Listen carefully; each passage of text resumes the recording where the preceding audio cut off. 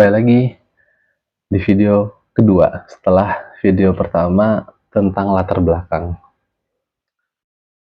Ini mah ngobrol santai aja, menyampaikan berita apa yang terjadi dalam satu minggu terakhir.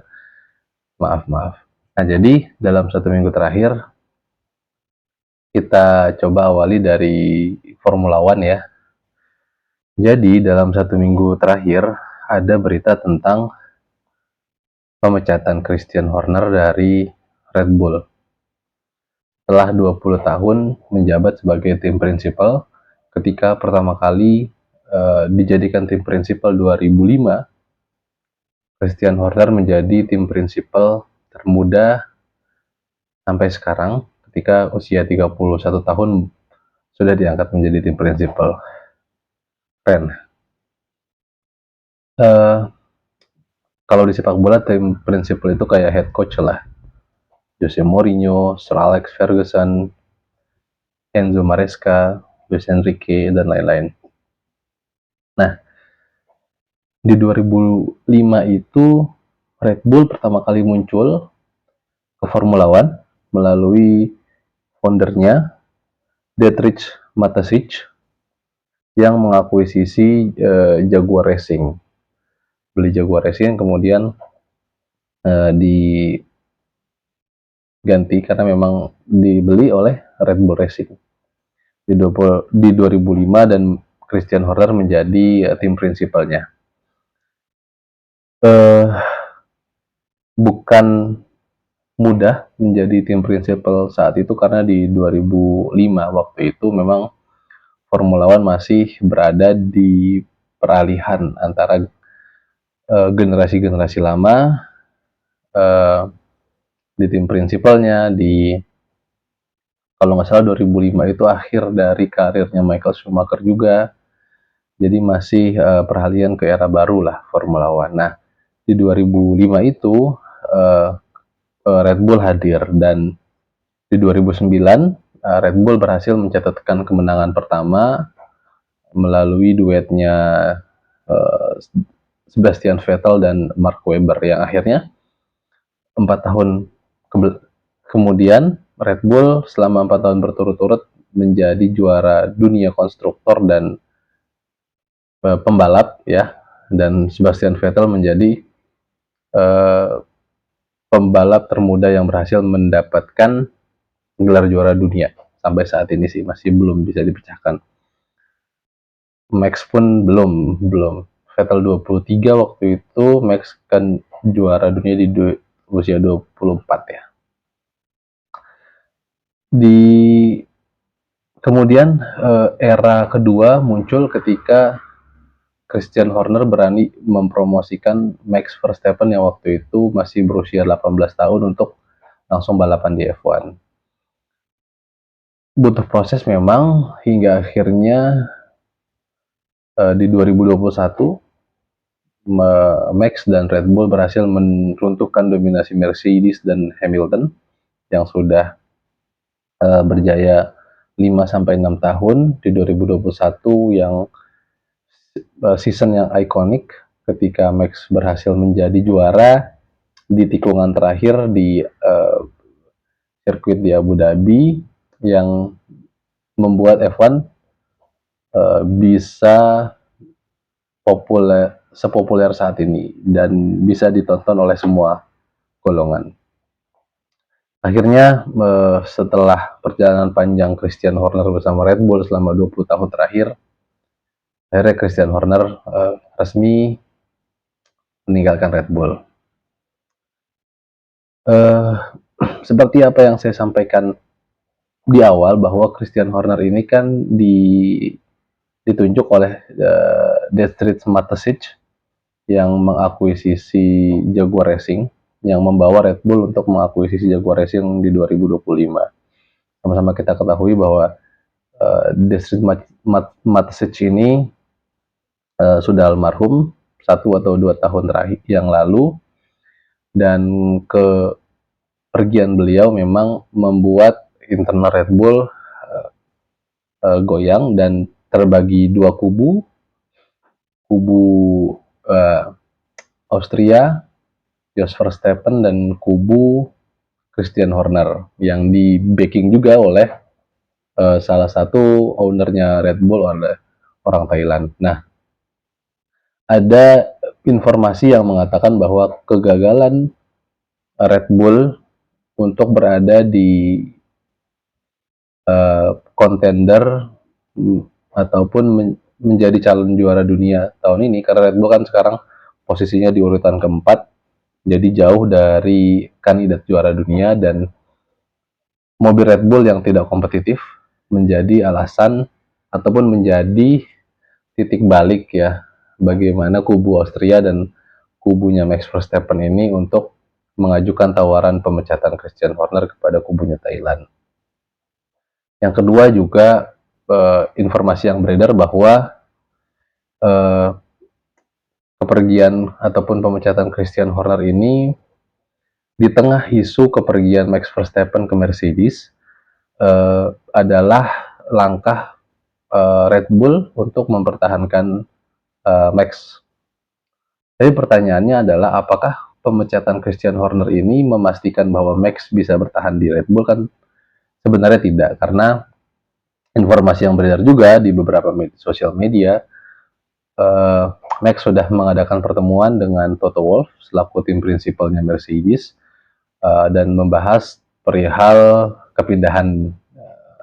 kepindahannya dari Red Bull, dan tawarannya juga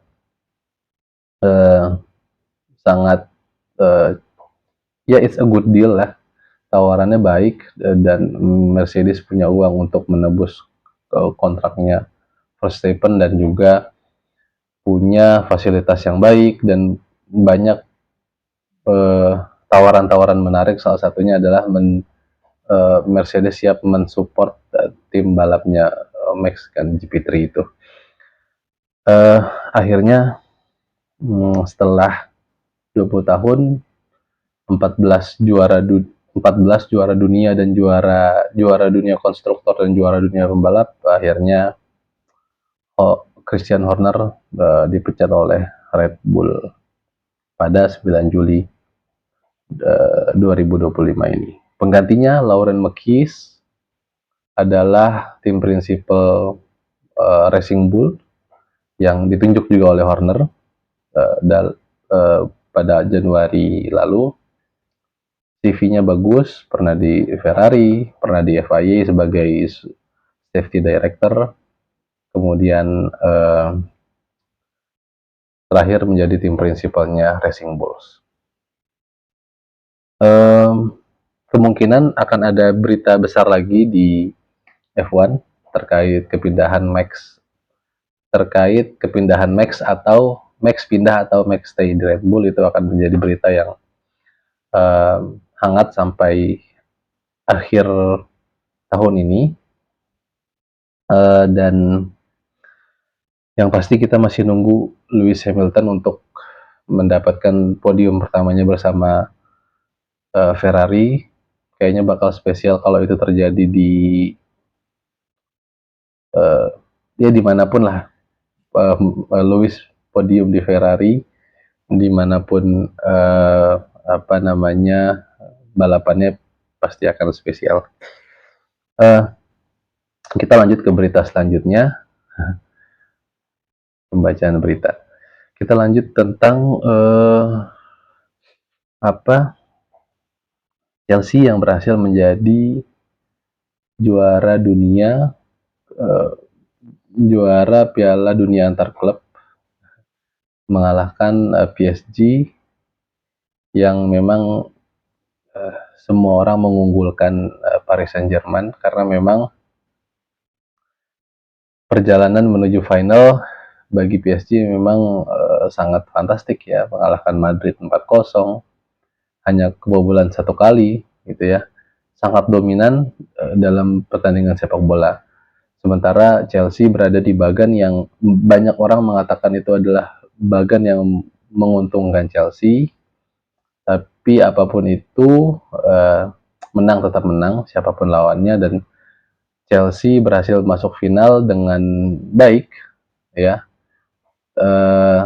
berhasil masuk final dengan meyakinkan, dan kunci kemenangan dari Chelsea terhadap PSG adalah bagaimana sang pelatih Enzo Maresca berhasil mem-PSG-kan Chelsea dalam hal bertahan. Jadi kalau beberapa akun sosial media tentang taktik mengatakan bahwa PSG ini kan sangat fluid ketika menyerang. Kadang-kadang Hakimi tiba-tiba di depan, Nuno Mendes tiba-tiba di depan, kemudian si Vitinha ataupun Joao Neves-nya kadang di belakang membentuk 3 back bersama Beraldo dan Marquinhos. Tapi Chelsea atau Enzo Maresca ini, kata pengamat dan kata akun-akun bola ya, Enzo Maresca itu membuat pertahanannya menjadi fluid. Jadi kalau PSG nyerangnya fluid, ya mereka bertahannya secara fluid. Jadi udah kemana-mana aja udah. Dembele mau ke belakang ya bakal diikutin terus tuh sama backnya gitu ya. Banyak itu bisa dilihat di akun-akun media sosial sepak bola bahwa memang kunci dari kemenangan Chelsea adalah kejeniusan Enzo Maresca. Memang kalau di sepak bola itu dari beberapa uh, informasi ataupun literatur yang gue baca, memang ketika tim sudah uh, posisinya sama-sama kuat, memang kuncinya ada di pelatih ya. Dua-duanya sudah kuat, pemainnya berkualitas, finansialnya kuat, ya bagaimana pelatih itu membuat seperti main catur lah, tapi pionnya ini adalah pemain-pemain sepak bola. Dengan ini Chelsea berhasil menamatkan sepak bola karena sudah memenangkan semua major trophy yang mereka ikutin, semua semua uh, turnamen resmi yang Chelsea ikutin sudah mereka menangkan di Eropa, Champions League, Europa League, dan yang terbaru kan UEFA Conference League juga mereka sudah menangkan. Super Copa sudah mereka menangkan. Piala Dunia antar klub, Chelsea menjadi tim Eropa pertama yang memenangkan 2 kali Piala Dunia antar klub. Ini adalah, dan Chelsea berhak untuk bet yang di tengah itu yang tulisannya World Champion selama 4 tahun ke depan. Itu cukup besar beritanya karena memang itu Piala Dunia ya. Mainnya di Amerika, pemanasan untuk tahun depan Piala Dunia antar negara. Nah, lanjut tentang nanti nih. Jadi di tanggal 19 atau 20 Juli ini akan ada UFC, kita pindah ke UFC ya. UFC 318. Ya, Max Holloway versus Dustin Poirier. Kemudian juga di sini sih itu main eventnya. Jadi Max dan Dustin ini adalah pertandingan ketiga trilogi. Pertandingan pertama ketika 2012 ketika Max debut dan Dustin top prospek muda UFC bertemu. Kemudian pertandingan kedua itu di 2019 memperebutkan interim lightweight, dan yang ketiga ini menjadi pertandingan terakhir Dustin Poirier untuk karirnya di dunia combat sport di UFC. Semoga ya, ini bisa dipastikan adalah pertandingan yang sangat menghibur karena ini memperebutkan BMF title, meskipun ceritanya tidak akan panjang karena memang pertandingan ini akan berakhir di sini karena nggak ada what's next-nya for Max Holloway, nggak ada ya, apalagi Dustin yang sudah pensiun kan setelah pertandingan ini gitu ya. Pertandingan yang patut ditunggu lah. Keduanya menjadi one of the best standing one of the best fighter. Bahkan Max sempat masuk ke pembicaraan greatest of all time featherweight fighter, dan Dustin Poirier juga dengan berbagai macam lawan yang telah dia hadapi, Islam Makhachev, Charles Oliveira, Justin Gaethje, Khabib, bahkan Conor, menjadi petarung besar yang menjadi banyak idola bagi favorite fans lah, fans favorite keduanya. Jadi Max dan Dustin ini memang kalau kita bicara apakah greatest of all time fighter, kayaknya nggak masuk, tapi mereka berdua menjadi fighter yang disukai di banyak fans MMA. Makanya pertandingan ini sangat ditunggu-tunggu. Nanti kita bisa lihat nanti apakah hasilnya, siapa yang menang. Apapun itu, ini adalah perpisahan yang baik lah untuk Dustin Poirier. Di card lain ya ada Kevin Holland, Patricio Pitbull lawan dan IG juga seru. Michael Johnson masih main, udah lama banget nih orang, udah 39 umurnya. Oke, mungkin itu sekian berita hari ini. NBA nggak ada berita kayaknya, nggak terlalu ngikutin juga, fans baru soalnya. Semoga bisa konsisten dalam program latihan ngomong. Semoga soft skill gue bisa terasah day by day. Terima kasih.